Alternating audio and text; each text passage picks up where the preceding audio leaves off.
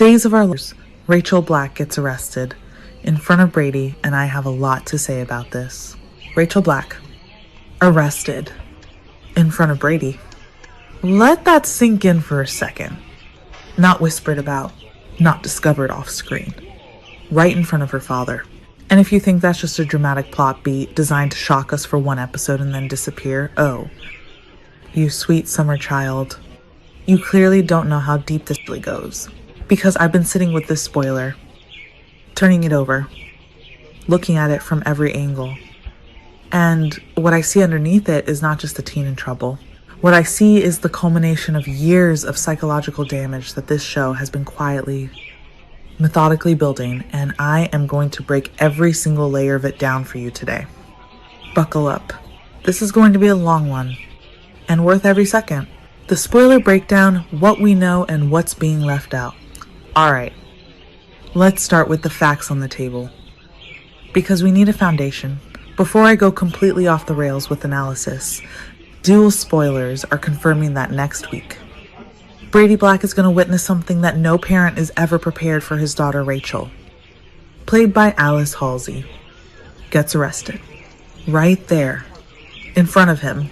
And the reason Rachel has been trying to secretly drug Holly Jonas, played by Ashley Puzemis, as part of a scheme being orchestrated by Sophia Choi, that's Rachel Boyd's character, who has apparently been in contact with Rachel this entire time, pulling strings from a distance, like the puppet master she is. Now here's the question. The spoilers are dangling in front of us like a particularly cruel cliffhanger. Does Brady know that Sophia is still in Rachel's ear? Does he have any idea that his daughter has been taking orders? And I use that word deliberately from someone who's been manipulating her. And even more pressing, if Rachel gets caught in the act, does she find a way to cover her tracks with Brady? Does she potentially drag Tate Black, played by Leo Howard, into the fallout? That's what we know.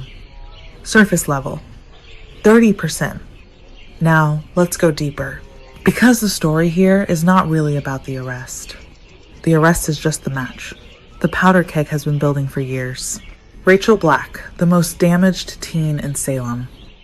And that is saying something. I want to take a moment to talk about Rachel Black as a character, because I think she is one of the most fascinating and heartbreaking psychological portraits this show has constructed in recent memory, and she doesn't get nearly enough credit for it. Think about what this child has lived through.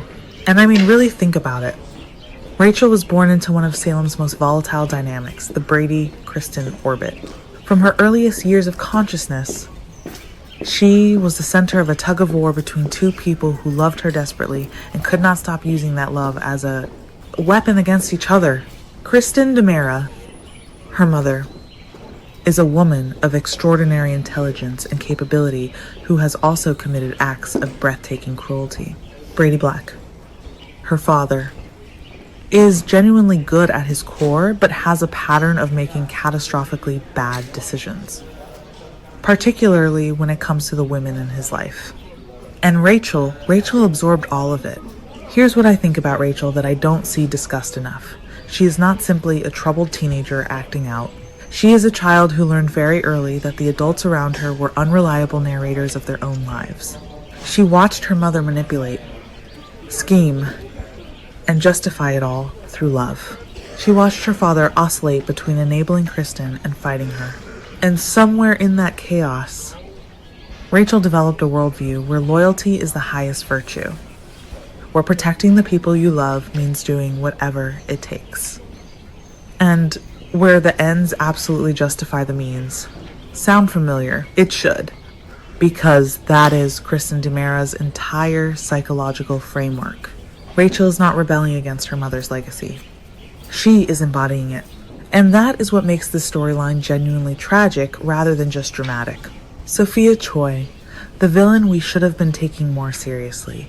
Now let me talk about Sophia Choi, because I think a lot of viewers, myself included, initially underestimated what this character was capable of. And boy, are we paying for that now. Sophia has been operating as a social schemer in Salem's younger generation storyline. And there was a period where I honestly thought the show was going to use her as a one-dimensional mean girl archetype and move on. Standard teen drama territory. Jealousy. Boy drama. Petty manipulation. Fine. Whatever.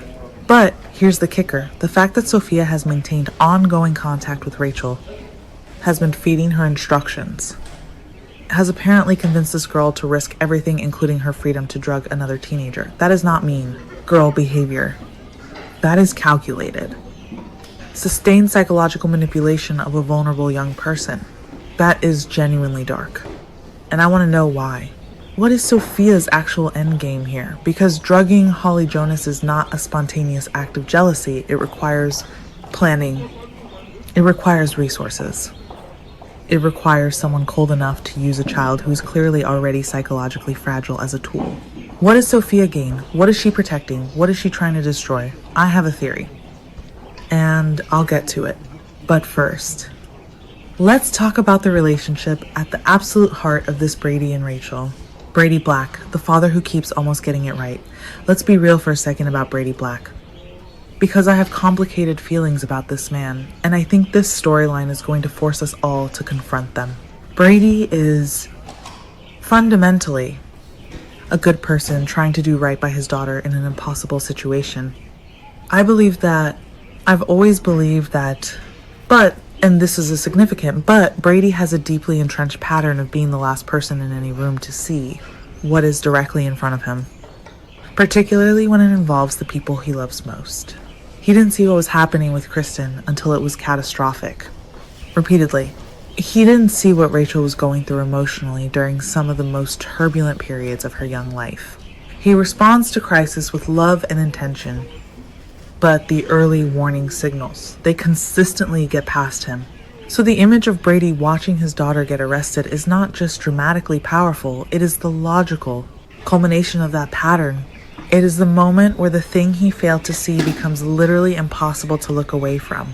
And the question the show is asking, which is actually a really good question, is what does Brady do with that? Does he finally start asking the harder questions about how Rachel got here? Does he turn that self-examination inward and acknowledge his own role in her trajectory? Or does he focus all of his energy outward on Sophia, on whoever else he can identify as the villain, and miss the internal work that actually needs to happen? Based on Brady's history, I am not optimistic, but I want to be wrong.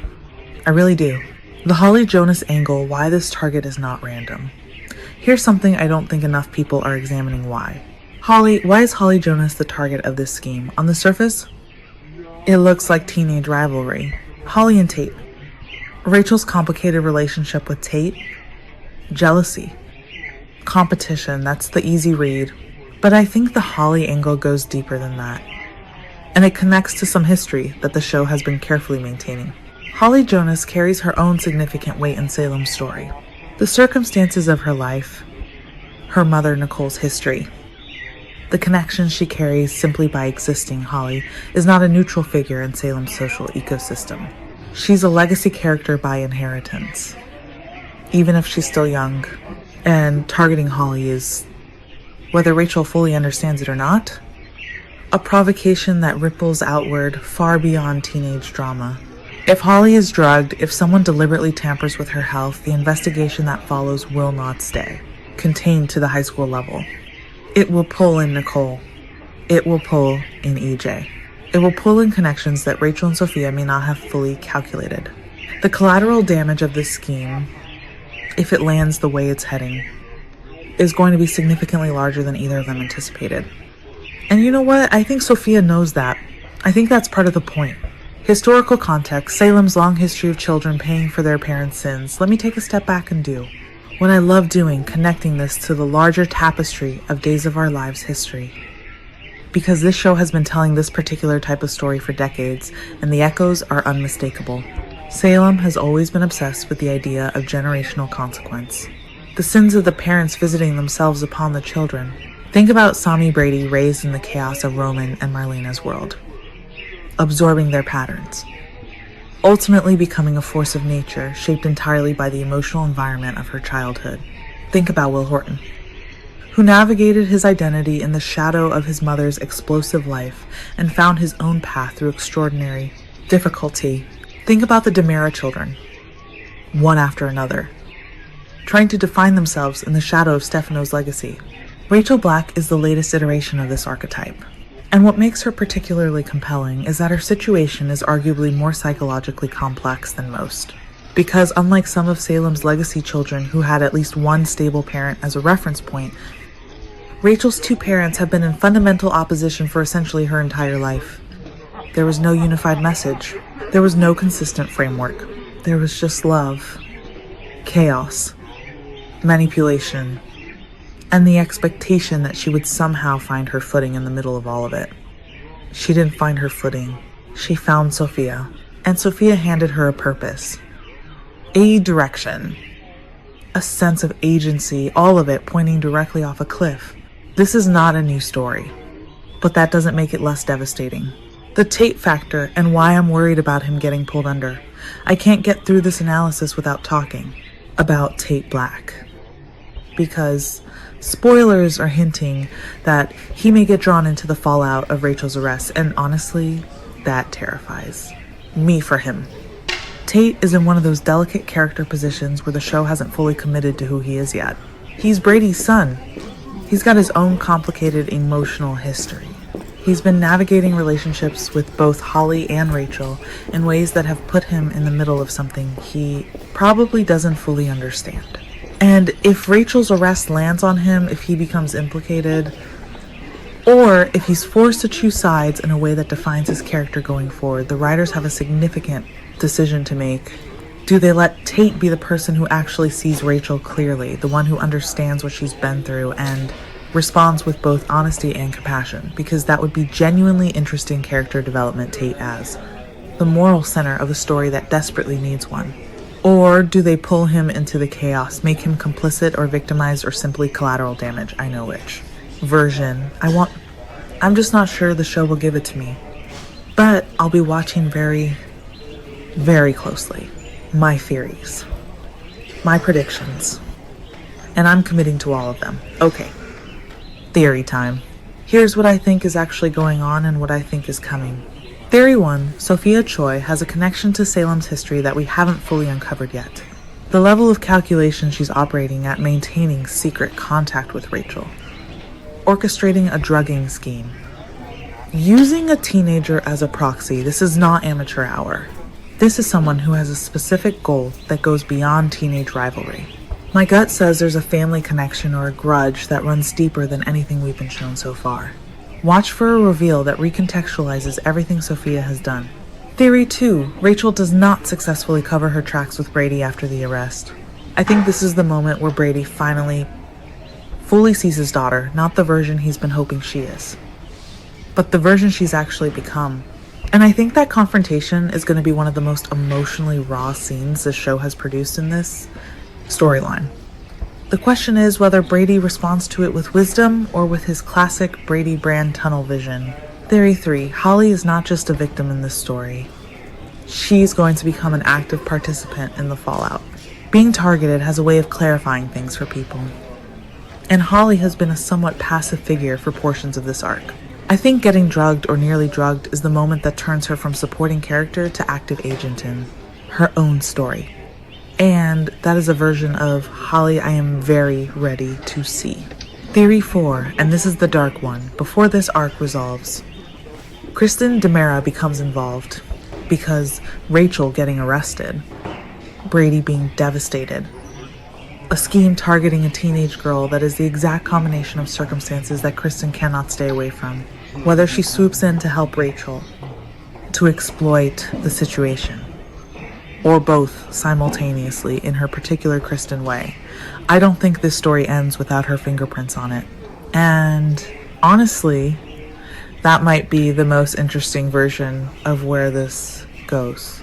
Here's the honest truth. After sitting with all of this for a while, Rachel Black's arrest is not the story. It's a catalyst.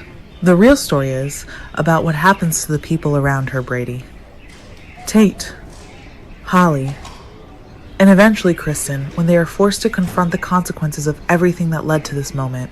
Days of Our Lives is at its best when it uses its dramatic moments not as endpoints, but as excavation tools.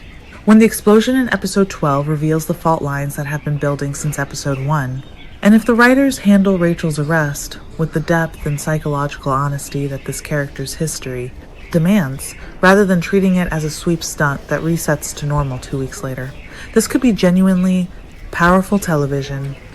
I'm hoping for powerful. I'm prepared for anything. That's what being a DOOL fan means. What do you think is really behind Sophia's scheme? Do you think Brady is about to finally have his moment of genuine reckoning as a father? And is anyone else absolutely convinced that Kristen is lurking somewhere in the background of